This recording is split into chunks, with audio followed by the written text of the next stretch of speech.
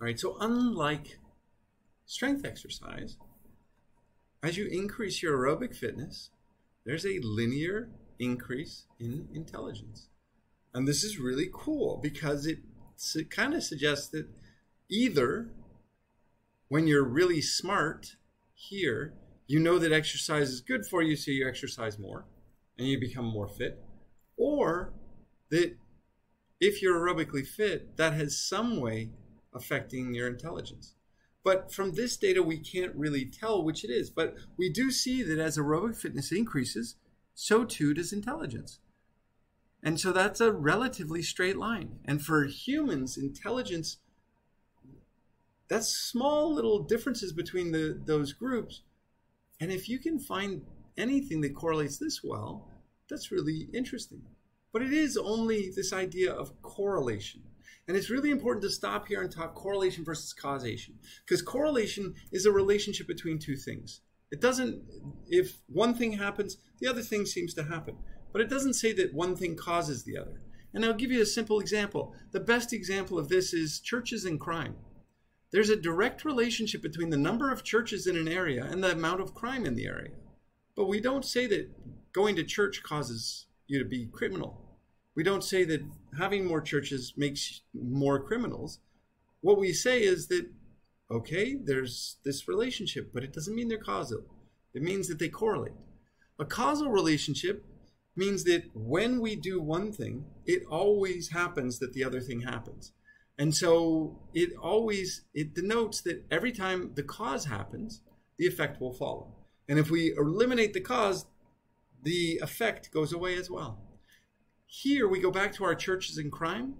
If instead we say that as population density increases, the number of churches increase, that's a causal relationship, because as we increase our population more, people want to be able to get their spiritual connection, so they increase the number of churches in that area. But also as population density increases, we get more crime, because there's more people, there's a more dense population, and as you get more densely populated areas, crime rates increase. And so the causation isn't between churches and crime, it's between population and density and crime. But population density and crime also, or population density also is causally related with the number of churches.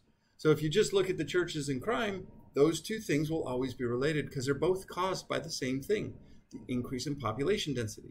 So now we go back to our question as to, is the increased endurance causing an increase in intelligence?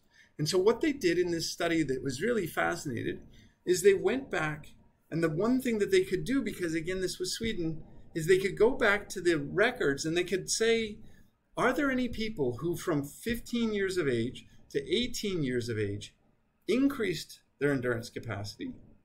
And are there any people who decreased their endurance capacity? So what they did is they found people who improved their endurance capacity more than in the top 10% of improvement. So between 15 and 18, they improved their endurance capacity more than 90% of other people. And then they found a different group that decreased their endurance capacity more. They decreased it more than 90% of the rest of the population.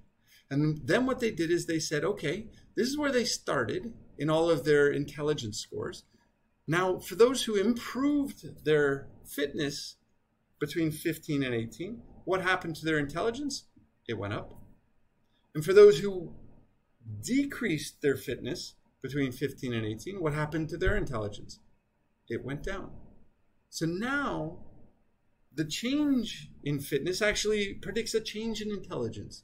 And that's, again, now suggesting that the cardiovascular fitness is actually causing this change in intelligence. And so that's really, really cool.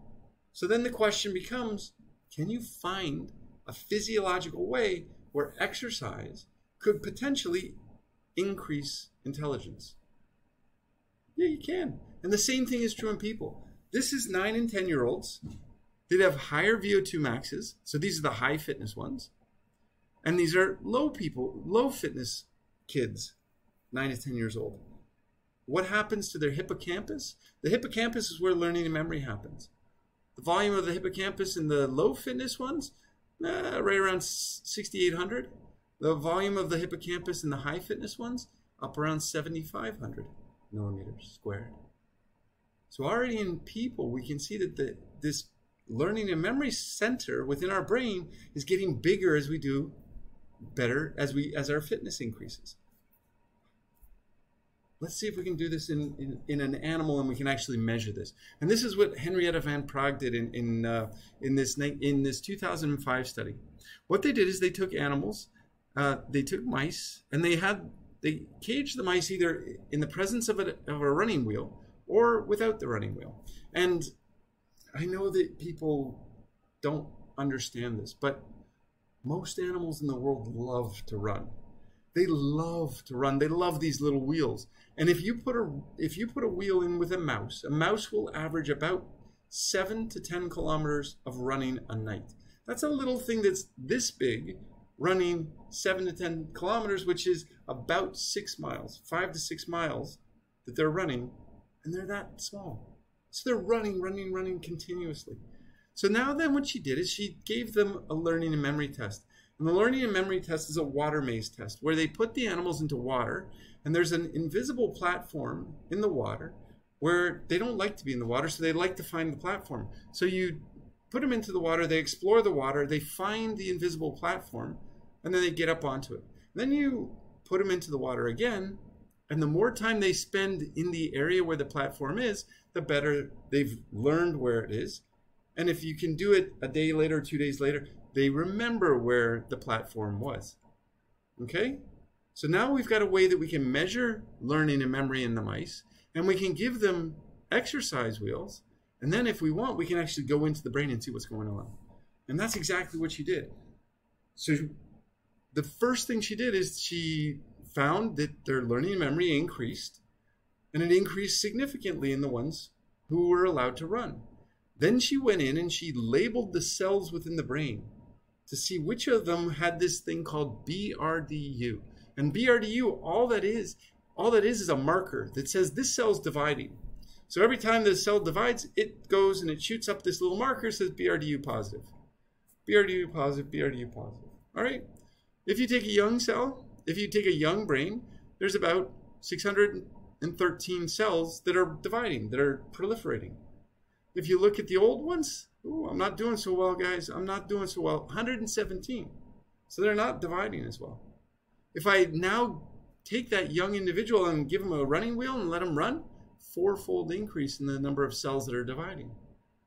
If I look at the old, a 6-fold increase in the cells that are dividing back up to the level of the young. But that's just total cells.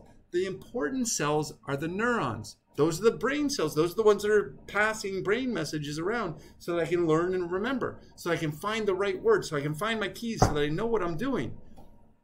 Look what happens to neurons. I go from about 50% of the neurons being dividing.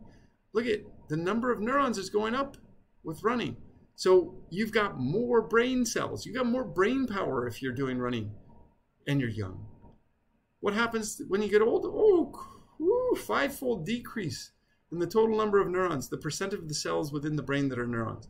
But now if I run, I can maintain at least half of my brain power just by being physically active.